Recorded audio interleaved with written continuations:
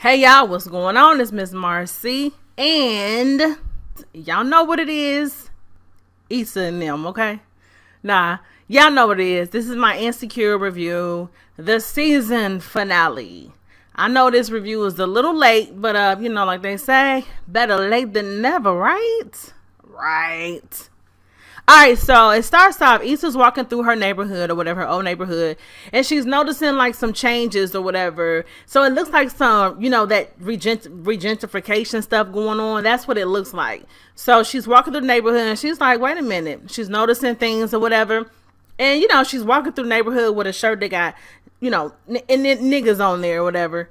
So that's the very beginning. But what they did was they broke the episode down into like, 30 days with Molly, 30 days with Issa, 30 days with Lawrence. All right, so I'm gonna start with Lawrence. All right, so Lawrence is running a marathon, Lawrence and his co-workers. So then after the marathon or whatever, Lawrence and Aparna, they're in Lawrence's kitchen and they're just talking or whatever. Y'all know what, I'm gonna be honest, I don't really care for Aparna. I don't care for Aparna because I feel like Aparna is low-key messy, just in the way that, first of all, this is not her first office romance, you know what I mean? Then not only that, but I didn't like how when her and Lawrence went out, when they kicked it the first time, she came back and told her co-workers, and then Lawrence tried to, basically deny it, and then they was like, well, Aparna already told us. Messy, messy, messy. And I did not like how she inserted herself in the situation where when Lawrence was going to Derek's dinner, and he told her his ex was going to be there. And it's like, who do you think you are to just show up on his arm like y'all been invested for a long time, where you can just come and make his ex-girlfriend feel bad because he with you? I didn't like that. So I wouldn't be upset if she did not return for season 4. I meant season 3. So Lawrence and Aparna are at his place and he's cooking for her and he's telling her how the marathon felt really good, and that, he hadn't been in the lead position in a long time. And she kind of motivates him to basically further his direction at the job or whatever. She is very instrumental in trying to motivate him at work or whatever. So Lawrence tells Aparna that he took her advice and he's going to be working on the company's new app, but he doesn't know how it's going. And she mentions like, oh, well, Colin, which is her ex, Colin said it's going really well. So that's when Lawrence kind of learns that she didn't just have sex with Colin one time like he thought. No, she was actually having a sexual relationship with Colin, which is a red flag and it's a turnout because you are office pass around. I don't like Aparna. So Lawrence, Chad, and Derek are at the house helping put up a TV. And Lawrence mentions that, Aparna has a dude that they work with, that she used to sleep with. And they're like, oh, no. Your girl doesn't need male friends. So Derek mentions like, Tiffany had a little male friend at her job and he had to go shut that down. So, that gets Lawrence to thinking. But I'm going to tell y'all something. It's more, like I said, I'm telling y'all, it's more to the story about Derek and Tiffany, honey, and her being pregnant out of nowhere, just like, bloop, I'm pregnant. I don't think that's Derek's baby. So then Lawrence and Aparna are sitting in his car and they're getting ready to go somewhere. And Aparna's texting. And Lawrence is kind of feeling some type of way because she's not paying attention to the conversation that he's trying to have with her. She's like engaged. She's all engaged to whoever she's talking to through text. So while she's not really paying attention to Lawrence is actually assuming that she's texting with her, the coworker that she used to sleep with. So he said something smart to her and she's like, wait a minute, I'm texting my sister. Yeah, he was like, I mean, is he really that funny? Basically making himself look like he's insecure. Okay, no pun intended. So he's like, is he that funny? And she's like, well, I'm laughing at my sister. She was saying that I guess her niece did something and funny and her sister was texting her about it and they were laughing about it. So they have words. And while they have words, Lawrence's phone rings and it's Issa calling. And so Aparna jumps out the car like, you know what? I ain't got time for this, But like I said, I'm glad she got out the car. And I don't like her with Lawrence. I do not like Lawrence with her. To me, I don't like Aparna. She seems like she tries to be shady in her own little way. Or like she thinks because she's pretty, she can get away with certain things or whatever. I just don't like her for Lawrence. I just don't. She seems like to chew him up and spit him out type. All right, so Then we go on to 30 Days with Molly. Now, so everybody's starting off at this marathon. So Molly and Issa are talking, and Molly tells Issa that Q's going to be coming to town, that they're going to hang out and things like that. All right, then they cut to Molly being at the in front of her at her job or whatever. She's interviewing for this new job because y'all know she's upset because she didn't get that raise at her job. So she's, basically putting out her options. She's exploring her options. So she goes to this interview and she wows them. She wows them people, but she can't seem to wow her current employer that she's with. So then her current employer, they have a sit down with her and they're like, we're aware that you've been, shopping around and kind of looking at other companies or whatever. But hey, we're going to just give you this little, some little certificate they gave her and told her that her face will be published on the website or whatever. I mean, really nothing that she was really interested in. So Molly and Quentin, they go out. While they're out at this restaurant, they're just laughing and talking. And one thing I like about Quentin is he just really seems like he's really all for Molly. Like he really does have her best interest at heart. So they out, they're eating, they're whining and dining and talking and chatting or whatever. She sees Lawrence. And then when she sees him, Quentin notices that somebody, her attention is elsewhere. And then he's like, you're the only woman in here, basically saying a statement like, you're the most beautiful woman in here. You're the only one that I'm trying to have my eyes on, basically. So she, she was flattered, but she really wasn't impressed. So he tells her when she comes to Chicago to take a day off so he can take her out to dinner. So she's like, okay. Yeah, a girl's got to eat. And then she's like, thanks, homie. Or she said something about, she called him homie. Basically letting him know that I don't see you nothing more than a friend. I just feel like, I don't know. Like Molly just, and sometimes it be like that. The one who really wants us, we just don't seem to be attracted to him. Ain't that how it go? We just don't seem to be attracted to him for whatever reason, but we always want the one who is not available to us. I think that is just a human nature thing. It's like, oh, we think the grass is green on the other side. Oh, he's not available to me. Ooh, that's the one I want. And the door swings both ways because men are like that too. The girl who is nice and got good work ethic and no drama in her life, no baby daddy drama or whatever, just, cool, breezy. No, they don't want her. No, she's boring. She's not fun. She's not fascinating. I think it's just human nature. Molly goes and talks with her therapist. While she's in her therapy session, she get a text message from Dro talking about, I miss you. She just smiled. She smiled and put the phone away. All right, so then Molly and Quentin are in the office late at night and they sipping, basically having a nightcap. So then, as they're talking, and they just talking about the job or whatever. And like I said, Quentin is he's very supportive of Molly. He has her best interest at heart. He's like one of her biggest cheerleaders. So they're talking and they're laughing.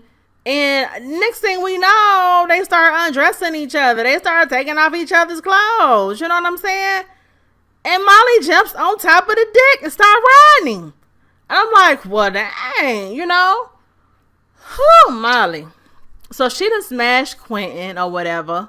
I think that was Molly trying to go ahead and, just try something different, get out of her box of always trying to go for the cute boys or whatever. You know what I mean? I think she's just trying to do something different. But Quentin seemed like the type I would have took my time with and really got to know him and allow him to get to know me because he seems very genuine and he does seem like, like I said, he has her best interest at heart. You don't want to just, and then this whole Dro thing, I don't know. So then Molly, Kelly, and Issa, honey, they're all sitting at they're at Issa's house watching Due North, that little slavery show. I ain't gonna lie, I think that's so funny how they be all sitting around watching that little slavery movie, that little slavery show called Due North with Regina Hall playing in there, and it's a couple other people. But I'm just like, this show, this Insecure is just so real. Like, oh my gosh. Because there's always that one show that everybody be watching. So they sitting around watching Due North, and then they're all talking or whatever. Then, you know, Issa basically tells them that she's going to be moving. She already told them she's going to be moving. So she asked them to help her pack her stuff. So, you know, Kelly's like, bitch, where you going to move? I mean, where you going to move? Where you going to move? You can't afford to live by yourself? Like, you know, so Molly starts thinking like, I mean, not Molly, but Issa starts thinking like, So then we see Molly laying in the bed, and then she got a phone call from somebody, and then she jumped up like, oh. And then that was the end of 30 Days with Molly. Moving on, 30 Days with Issa. So they running this marathon again. So, you know, they at this marathon. Like I said, everybody's starting out at this marathon. Kelly done got her period, okay? So they got to go see about Kelly. You know, she's out. They got her all wrapped up in some looking like some foil or something. But she was sporting that Ivy Park. Did y'all see that? So while they're all sitting there chatting, Issa looks over. She looks over to the left, and she spots Lawrence and Aparna all hugged up, hugging, and you know, ah. So meanwhile at work, so you know that We Got You program that Issa and them are doing for her job.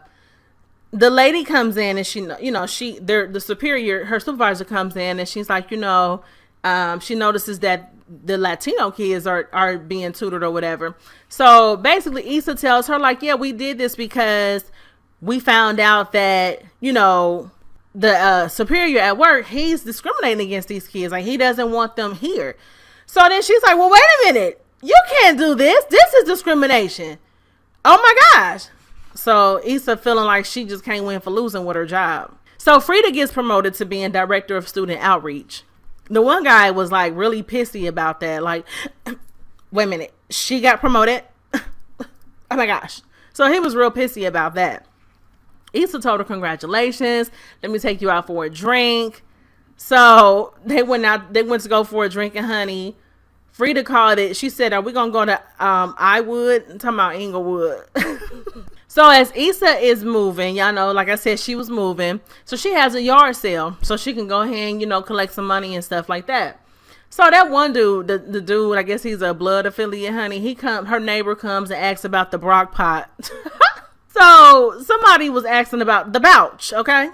So she's like, wait a minute. She starts thinking like, oh, that's Lawrence's Bouch.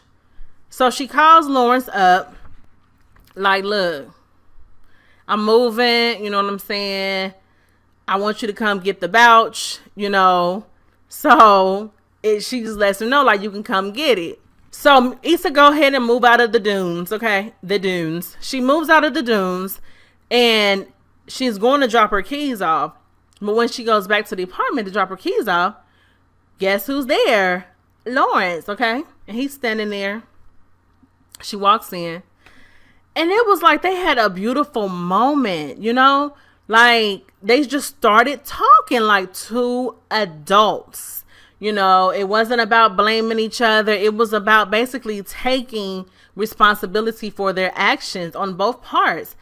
And they both kind of teared up a little bit. And I was just really like, oh my gosh. Like you know what? I really feel like Lawrence and Issa may love each other, but I don't really care to see them together. I want to see her with Daniel, actually. Yes, I really do. Lawrence, I don't know. I just think they just need to be friends, okay? So then after they say their apologies, Lawrence and Issa, you know, he's like, all right, well, I'm about to go. So, you know, he was leaving or whatever.